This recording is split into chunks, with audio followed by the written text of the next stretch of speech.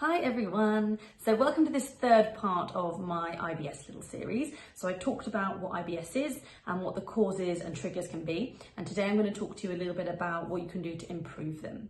Now remember, everybody's body is completely different. So I'm going to give you lots of different ideas that you can try, but it might be that you need a little bit more of a tailored approach. So my first suggestion is just to clean up your diet in general. You might find that cleaning up the diet has a huge impact on your symptoms. And by that, I mean eating more fresh fruits and vegetables. I mean reducing takeaways, additives, preservatives, processed foods, ready meals, all things that can have a real big impact on the body's ability to detoxify and for the gastrointestinal system to work properly. So try and do that as the first number one step. Then secondly, I would try and keep a food diary. So if you notice that you are starting to be triggered by the same foods, then you can start to find a pattern and realize that you want to eliminate these things from your diet. So I would always say, if you have a flare up, whether you find you have diarrhea or you have bloating, you start to have foul smelling gas, then I would try and figure out what you've been eating that day and even possibly the day before, and see if you can start to see a correlation. Now, if you have a suspected food poisoning or a travel bug type of IBS where you've noticed that since you got ill, you haven't been quite right, you might want to consider a stool test. Now, your GP can do stool tests for you. Sometimes a little bit tricky to try and get them there, but you can do it. They will test for certain pathogens and certain bugs that you may have picked up. And if it's the case that they find something fantastic, then you can work on that. They will probably most likely offer you antibiotics, but if you're to go with a nutritionist and do it naturally, you can do it with a lot of natural herbs and supplements. So I would suggest that stool testing is really important.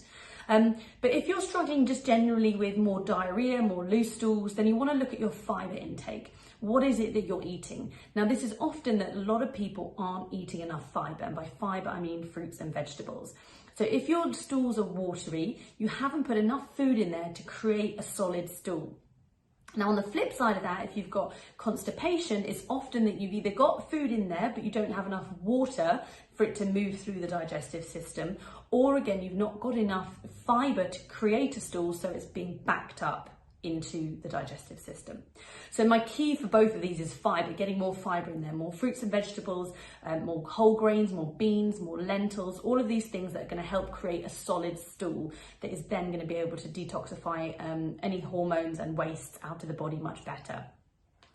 Now, another thing that you can look at is probiotics. So this is particularly if you've just had, a bout of food poisoning, or you've had a little bit of a travel bug and, it's generally got better, but it's not quite there. You could consider taking a course of probiotics, 3 weeks to a month of probiotics. You want to get lots of many different strains in there as possible with a high CFU, which means a colony forming unit. So you want to be looking between 2 to 20 billion CFU to make sure that you're getting a high quality and high proportion of bacteria in the gut there.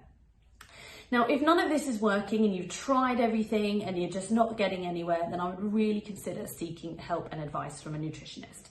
Now, the reason I'm saying that is because if you're experiencing any digestive discomfort, you're having inflammation, you're having diarrhea, you're having constipation, and the body isn't working properly, then what's going to happen is you're going to start to reabsorb toxins and wastes. It's going to impact your immune system because 70% of your immune system's in the gut. It's going to impact your neurotransmitters and how you feel, because all of this stems from the gut. Now, what you can do is try all of these things. If it doesn't work, see a nutritionist, ask for some help, ask for some advice, because what you might need to do is a little bit further in-depth testing. And I see this quite a lot in my clinics, is that people come to me, we do some testing that is not available on the NHS, so we're going a little bit more in-depth with private testing, and we get to the root cause of the problem. So what I would suggest is give it your best go first. If you're really struggling and things aren't improving, then please reach out. I'm always here as well. If anybody wants to speak to me, I offer a free consultation to see what we can do to improve your symptoms.